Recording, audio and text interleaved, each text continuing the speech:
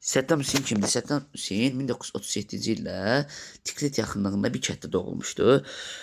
O uşaqkən atasını itirmişdi, həm də dayısı onunla maraqlanırdı. O dayısı da deyirdi ki, sən qəhrəmanlar kimi olacaqsan. Dayısı bir çox siyasi fəaliyyətinə görə həbs edildi, həm də o onu əmisi ilə anası evləndi. Ögey atası da onu həmişə döyürdü uşaqkən. O travmatik bir həyat keçirdi. Sonra yeniyetməliyində dayısı həbsdən çıxandan sonra tapanca verdi. Yeniyetməliyində o müəllimlərə də qarşı çıxırdı. Həm də gənc yaşında siyasi fəaliyyətə də qoşulur. O hələ hərbiçi olmaq istedi, amma hərbi məktəbinə gedib uğursuz olmuşdu. Özü siyasi fəaliyyətə Bəs partiyasında başlamışdı. Həm də Əbdülkərim Qasım da, yəni o hərbi çevrilişinə gələn İraq prezidentinə qarşı bir sui-qəsd planları hazırlamışdı. Amma uğursuz oldu planda. Plan uğursuz olanda da özü bilirdi həbsə düşəcəyini. Sonra oradan da getdi Suriyaya, oradan da Misirə, orada da hüquq təhsili almağa başladı.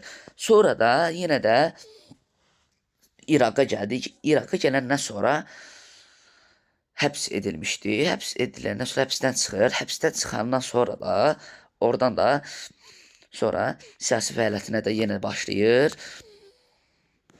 Başlayandan sonra da həm də illər keçir. Əbdülhəsən Əlbəkir də hakimiyyətdən gedəndən sonra o 1979-da hakimiyyətə gəlir. O hakimiyyətə gələndə həm də iqtisadiyyat güclənirdi sürətlə, inkişaf edirdi. Həm də ondan da sonra İraq ordusunu gücləndirdi. Həm də Orta Asiyada 4-cü yerdə də onun dövründə həm də onun sayəsində də olmuşdu.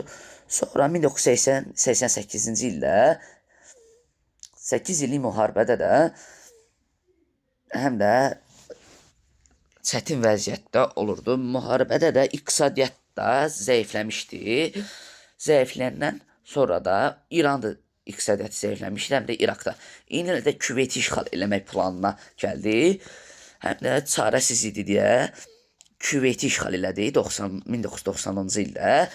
Oradan nefti götürüb, yəni borclarını qaytarmaq istirdi. Həm birincidən Küveyt tədqiqi nefti ver, amma o nefti vermədiyi üçün işğal eləmişdi. Həm də yenə də koalisiya qüvvələri birlikdə birləşib Səudi Ərəbistan, Misir, Suriya, Amerika, İngiltərə və sair ölkələr birləşərək Küveytdən çıxartdı Saddam Hüseyn ordusu. Həm də ordusu da zəiflədi. İndi də həm də bombalanırdı Bağdad. İranın bir çox yerləri, hərbi yerləri bombalanırdı deyə ordu da orada geri çəkildi. Sonra da hələ 2003-cü ildə yenə Körfəz müharibəsi başlayır. 2003-cü ildə İraq müharibəsi. Hələ müharibədə də İraq işğal olunur. Sonra da Saddam Hüseyn də bilinmir harda olur. Sonra da tapılandan sonra 2006-da məhkəmələr qarşısında çıxırdı. Özən Amerika'da dikbaş idi. Amerikaya qarşı dikbaşlıq edirdi.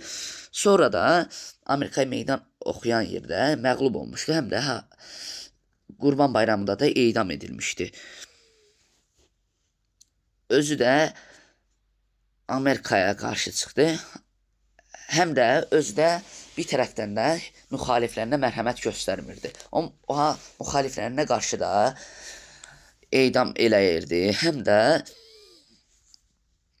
ölkədə üsyan kim elirdisə, həminki olaraq onu da edam elətdirirdi.